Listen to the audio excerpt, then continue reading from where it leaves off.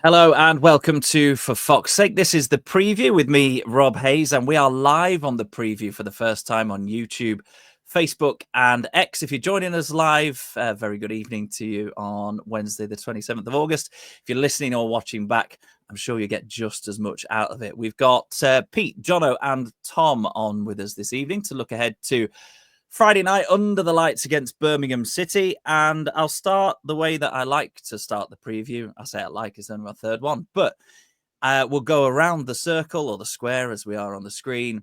And I just want a brief feelings at the moment. Are you feeling optimistic or pessimistic about Friday? Don't go into too much detail. We've only got half an hour and we'll pick it apart in a bit more detail a little bit later on. I'll go clockwise around the screen. Pete Selby, optimistic or pessimistic for Friday night?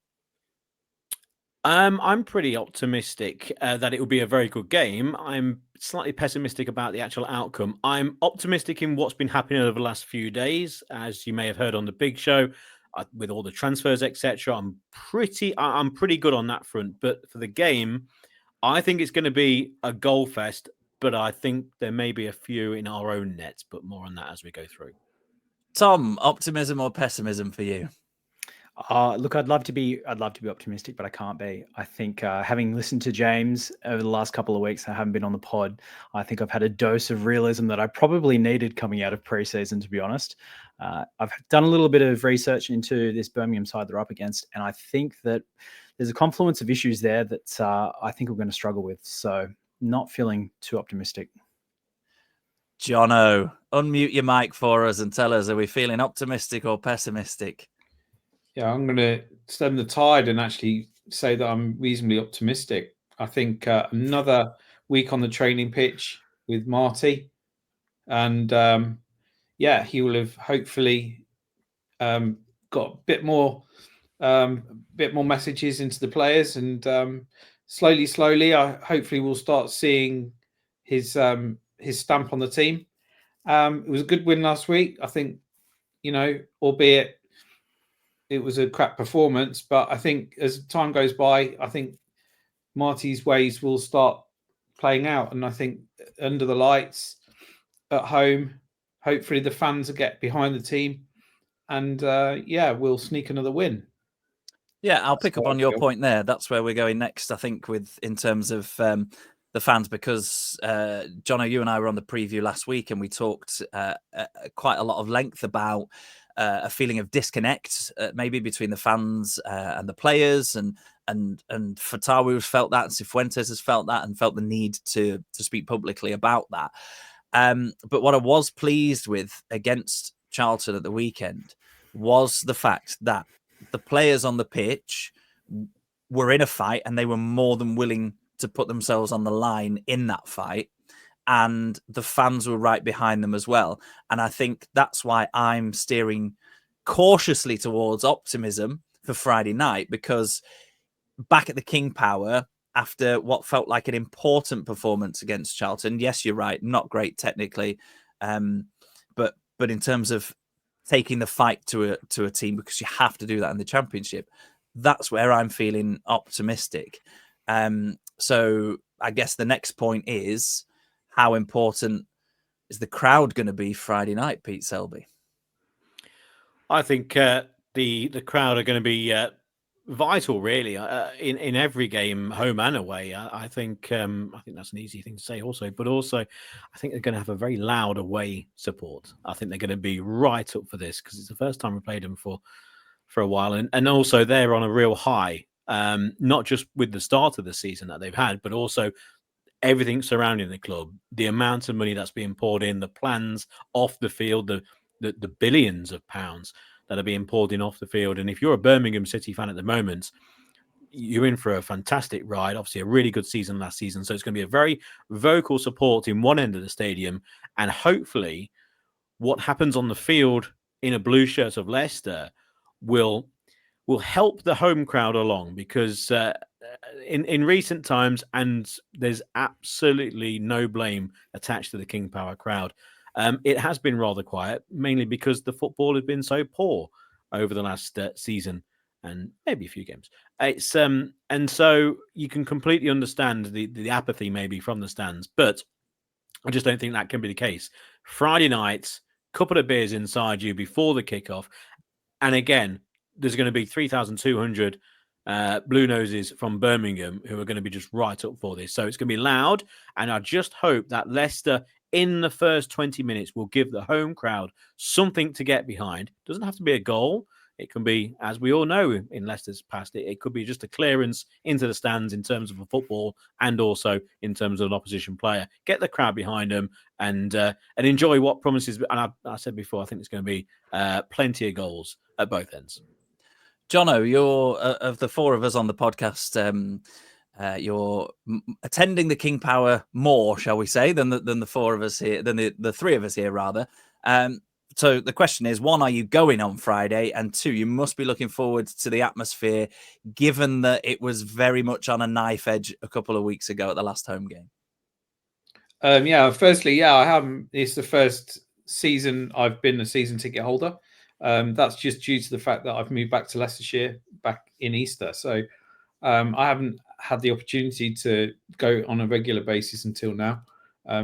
Previously living in London, I've tried to get to all the away games and Brighton away and those kind of games as much as possible. So I'm really thrilled that we've got season tickets, and I take my young lad down, Daniel.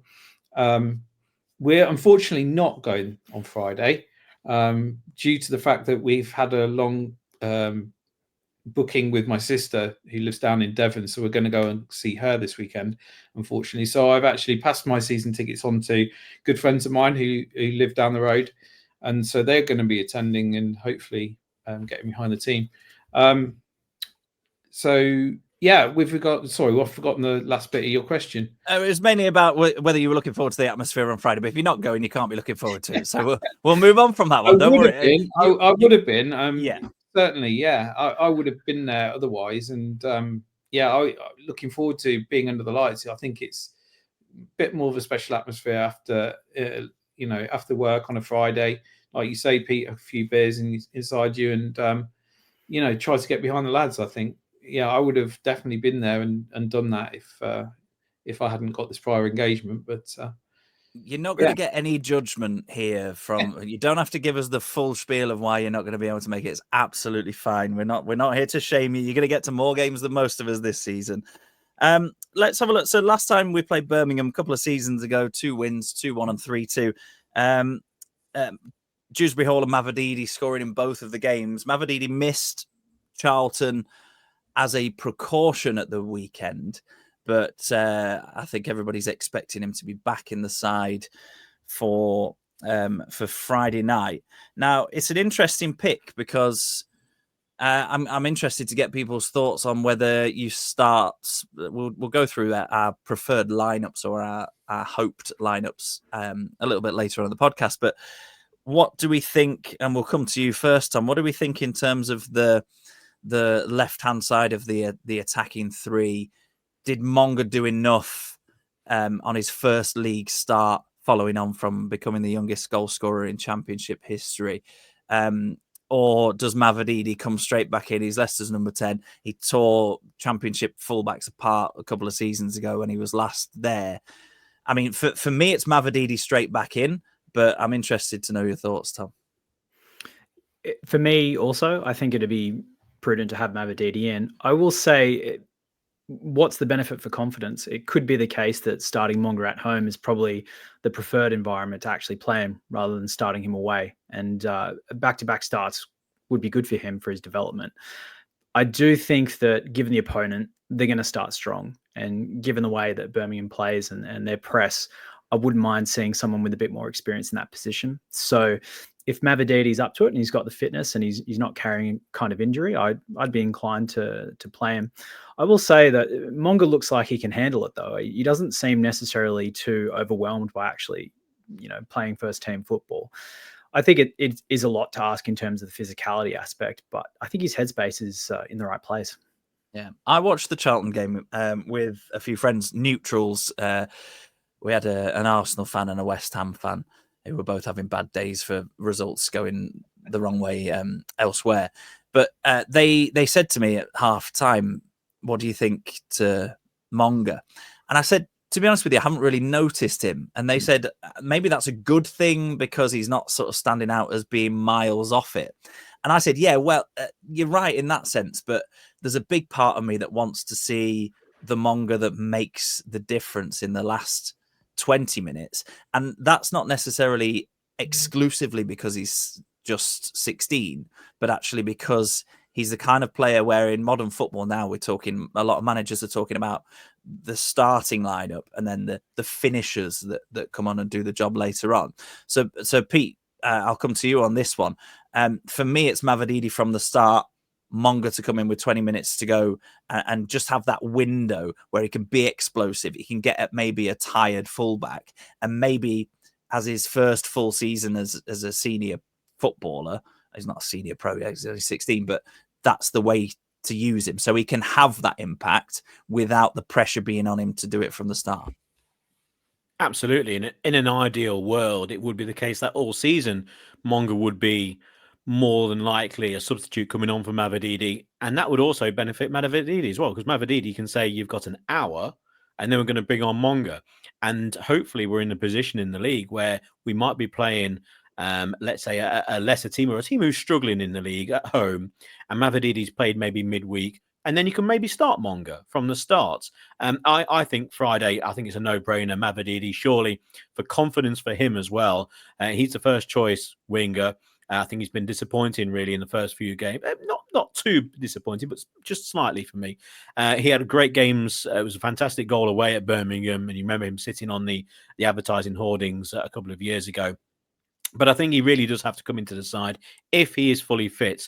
Also, that will give an added little bit, even though he doesn't protect the fullback an awful lot, he will do that more than a Monga. So it will be a little bit of protection on that side, a little bit more physicality as well, just through sheer size and age. But with the understanding that he does have an hour and we can then bring on Monga. And also, if we need to chase the game, Monga can come on and be one of those finishers, maybe hopefully, fingers crossed that Mavididi's done his job. And after an hour, he comes off after being missing the previous game through injury, and he can rest and we can bring on Monga. But yeah, Mavididi for me, but I would like to see more. I was very disappointed last year with Mavididi, very much so. And with the side that we've got at the moment and the diminishing numbers, Mavididi, who was always going to be alongside Fatawu, the two first choice wingers at the start of the season, and two of the bright stars of the Leicester side in the Championship. We've seen what Fatawu can do. Let's hopefully see what Mavididi can do. Interesting across that sort of attacking midfield three, because I think most of us are in agreement that Fatawu is the number one choice down the right-hand side, Mavididi interchanging with Monga down the left.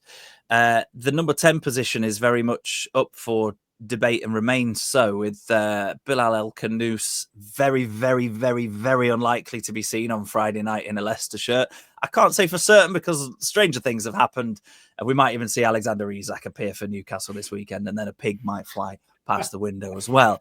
El Khanous is it's not anywhere near as much of a saga as Isak, but it has taken a little twist this week. Now, even last week when it was almost nailed on that he's going to Palace, and Cifuentes leaves him out because he's not mentally ready to be part of the squad. Absolutely no problem with that.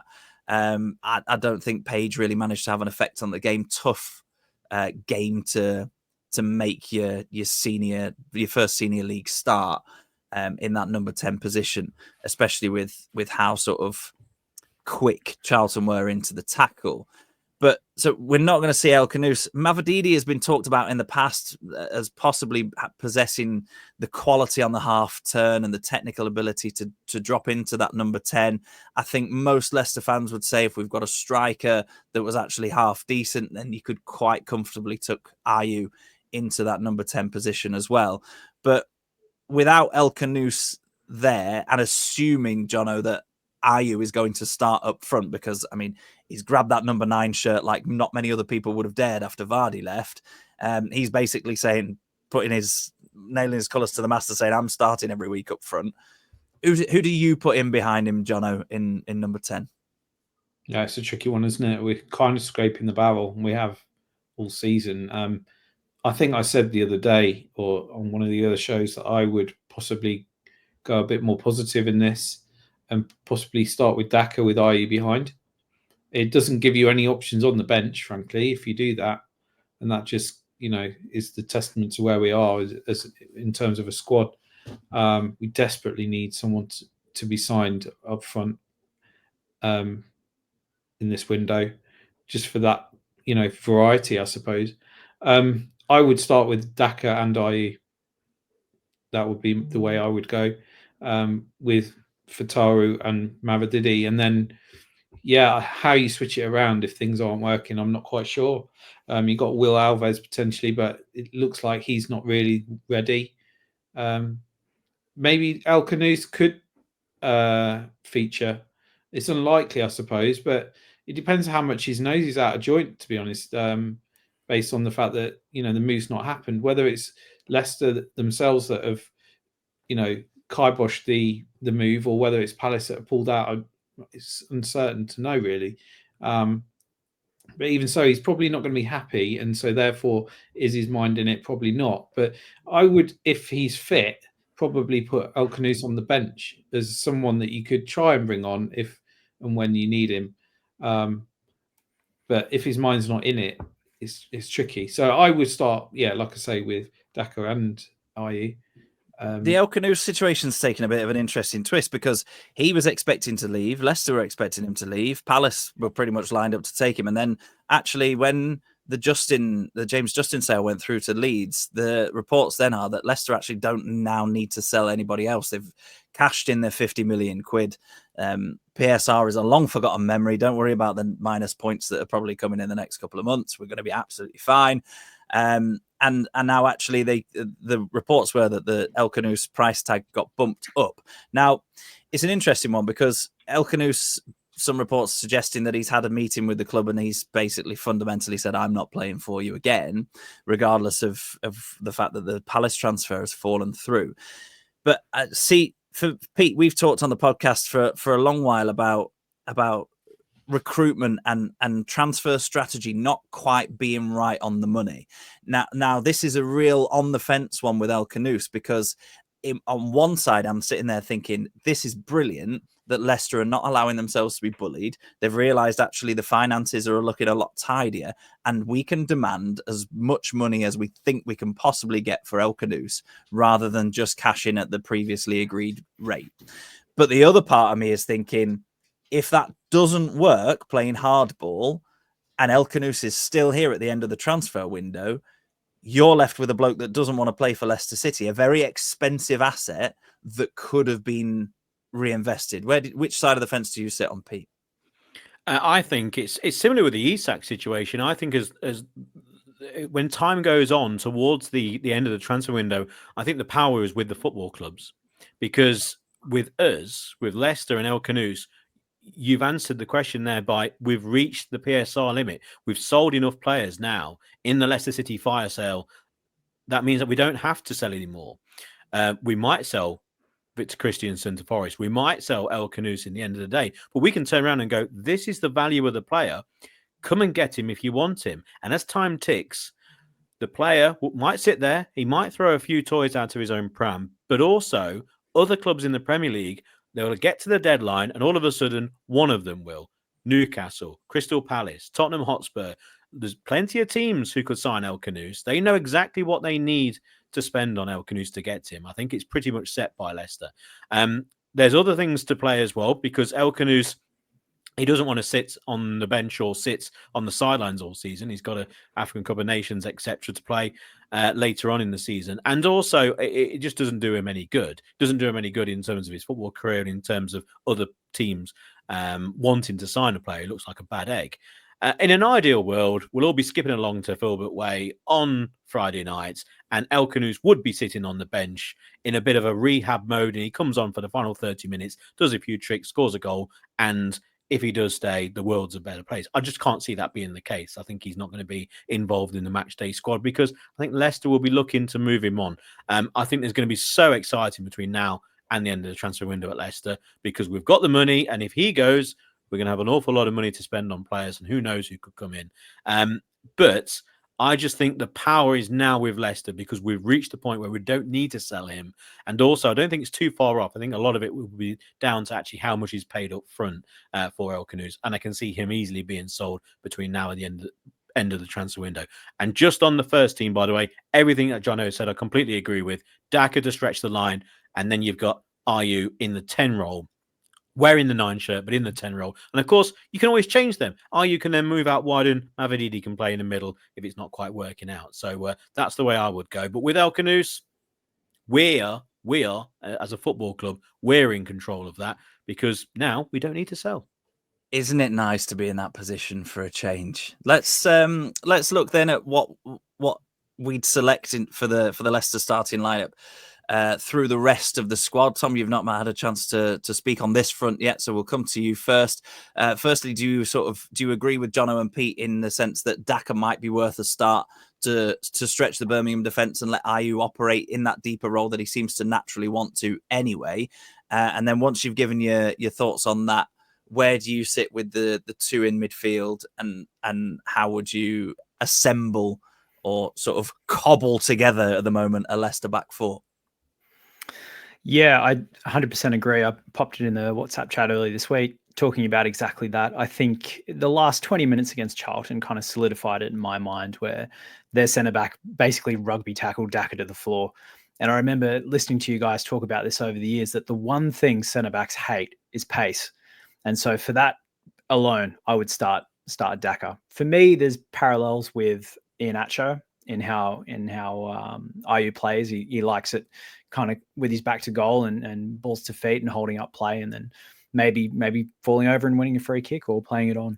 But I think Daka up top, start strong, and then see if we can, I don't know, nick a goal, defend it if we have to, do exactly what we did last game. The rest of the lineup, what do you do? Oliver Skipp, I really threw down the gauntlet a few weeks ago and said, please just prove me wrong. Give me something, anything. His scores from the last game were just atrocious. I really think we're carrying someone every time we put him on the football pitch. He's just, for me, a huge liability to start. I actually didn't mind Louis Page's performance so much off the ball. I thought he made a lot of good runs and a lot of good movement that, offered things to the team. So if we're in between a rock and a hard place, for me, it's got to be Soumaré and Page. Harry Winks, if his head was in the right place, you'd put him in straight away. Again, he's another one of those. I'm just not sure where he's at right now. It's clear to see the quality that he offers, but if his head isn't in the right place, I just don't see how he can really be around the squad right now. I really like the fact, by the way, that Leicester are in somewhat of a driving position in regards to transfers at the minute. And you're right, Rob, it is so refreshing to hear. I almost wonder if saying that publicly about El Khanous is also a little bit of a hint towards those other clubs sniffing around for Tawu as well, to say that we don't necessarily need to sell. We're not in a position where, we're at the disadvantage. So for me, yeah, it's good to be in that position as a football club. I think we can always bring El Khanous back into the fold later on, but yeah, I don't think he'll be starting this game in the 10. Yeah.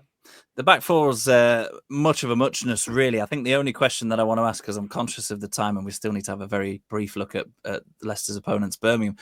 One suggestion that I would offer, and maybe we'll just go a quick round, yes or no from you guys, as to, I think to solve the midfield problem, behave yourself. To solve the midfield problem at the moment, and Ricardo was fit enough for the bench last week. I'd put Ricardo back in at right back. I'd stick Hamza Choudhury right in the middle of that battle because he loves a championship scrap. So let's just go around. Yes or no, Pete, Tom, Jono. Choudhury in the middle, Ricardo at right back. Yeah, I love it. Absolutely love it, Rob. Dave Loosby as well. He likes it as well on Facebook watching live. Yes, get him in there. Get him booked in the first 10 minutes as well. I don't just want Hamza anchoring the midfield. If he's not given a yellow card in the first 10 minutes, he's not done his job. Leave one on their number 10, Gray. He looked a good prospect at one stage. Tom, Choudhury in the middle, Ricardo at right back. Happy with that? Do it. Pull the trigger. Jono? Yeah, I'd go with that. You could even argue that you could swap them around. Ricardo with a bit more quality in the centre and Choudhury out wide. I don't know. But yeah, you could argue if they're both fit, you'd probably both start those two. Good, that's settled. Marty, we know you're watching live, so get it done. Quick look at Birmingham before we take score predictions to finish off the preview. Unbeaten in the league so far, having come up from League One with a ridiculous number of points last season. Chris Davies, a coach that is well known to Leicester as a club, first management job. He's doing all right at it. I mean, obviously things are happening at the club that are helping him along the way. They seem to be quite smart for a new-ish team to the Championship. I know they only went down the season before. Reasonably compact, trying not to concede too many chances. So, Pete, are we looking at a similar kind of scrap to Charlton, do you reckon? No, absolutely not. I love Charlton, by the way. Talk about a club who know exactly what they're doing and exactly how they're going to play, and they're just not afraid to do what they do, and they did it very well, but still lost. On to Birmingham, I've been very impressed. The signing's excellent. Furuhashi, really good signing. Gray, obviously, we know about. I think Birmingham this year, they're going to be right up there in terms of the playoffs. Who knows? Maybe they could kick on, and who knows? They could sign between now and the end of the window, and then again in January. Don't forget, by the way, loan signings. Where are the loan signings going to go? Where are those key Premier League players going to go? Hopefully to our blue, not their blue. But they're making headlines. They've got Lita Stansfield up front. All around the world, these headlines are being made. No, anyone? No, you all too. Yeah, but he limped off against Port Vale and is in and had a boot or crutches. He's a very big doubt, which is a big favour for us because I thought he looked good for England under 21s in the summer. He scored 3 goals already this season. If he's missing, it's great. But I take your point about Furuhashi. He scored like a goal every 2 games for Celtic a couple of years ago. So he's a decent talent. He's a Premier League signing that's gone to a Championship club. They've got goals, but they've also got this season a little bit of solidity as well. I thought they might be quite easy to score against. Maybe almost, and this goes full credit to the coaching staff, etc. Maybe almost a little bit naive in this league. Maybe because of the money behind them, because of the swell of support. We know they're a big club, etc. And all that's going on off the field to win League One and then to go up into the Championship. They might have. I'm not classifying as a Wrexham. Wrexham overall as a club in terms of their team and squad, not as good as Birmingham. They're trying to get to that stage. But I thought they might be a little bit gung-ho. But actually, I've been rather impressed with them. And I think they've got a game plan. I think they've got a settled team, a settled system as well, and some players who can do some real damage. I mentioned Furuhashi, a really good player who should be in the Premier League. So that's why I think they'll cause us problems, because as much as what we're going to do between now and the end of the transfer window is going to dictate exactly what we're going to be doing between now and the start of the next transfer window, and how Marti wants to set his squad out and wants to get Leicester playing and the style, etc. Because it's all down to who he's got. Because it's no use having a style of football that doesn't suit the squad that he's got. And I just don't think he knows exactly what the first team is going to be like come the end of Tuesday or whatever the transfer window is. So you've got a settled team that's being built on, know what they're doing against a non-settled side at Leicester. It's similar to the Charlton. They know exactly what they were doing, but it's Birmingham. I think they're just a step above what we had with Charlton. They couldn't take their chances. I think Birmingham have got the players that will take their chances, and that's why I'm going for goals, and hopefully we score more than them, maybe by 1. You kick off the predictions then, Pete. We're into the last minute of our allotted 30 minutes, which will inevitably pass us by, but let's do it nice and quickly anyway. Prediction, score prediction, and are you picking anybody in particular to get on the score sheet? Yeah, I've got a few quid on Vestergaard, first goal, I won't lie. And also, I think I'm going to go for 2-2. I'm normally very positive, as you know, Rob, as people have been listening to for Fox's sake for 12 years. Normally we go for a home win, but I'm going to go for a 2-2, and it might be a Monga late on to get the equaliser or to help out in that way, shape or form. But yeah, tough game. Tom, score prediction for Friday night? 2-1, Leicester City. I am going to back the team on this, even though I don't feel well about it. I think we're going to score through one of our wingers in a very similar manner to how we did against Charlton on the break. I think we're going to catch them on the hop when they high press us. And if we can play through the midfield, get the ball out wide, I think we've got a shot. Jono. Yeah, I'm going similar. 2-1. I think we need to step it up, as Pete was saying, from Charlton. It's clear that we're playing another calibre of opposition here. But we're at home, under the lights. So I feel that, you know, as I said earlier on, I think that the team will turn up. We saw some evidence of that against Charlton, that they were willing to, you know, put the application in. If we are going to do that, I think that we'll find the extra bit of quality to nick it. I'm going for a mad 6-goal thriller, 3-3. 6 goals, share the points, job done. Right, thank you very much, Pete, Jono, Tom, for joining us. Thank you to everybody that's watched us live on the various formats. If you don't yet subscribe on YouTube, that is probably the best place to do so to get updates as to when we are going live with the preview, the big show, or the FPL show. If you're listening to us, then good for you. It's probably better that you do that rather than look at these faces. But some people are choosing to consume the podcast now in video format, and we thank you very much for it. Make sure you like, subscribe, follow us on all the various channels, and we will be back soonish with another big show with Pete Selby a double thumbs up after a 3-3 draw.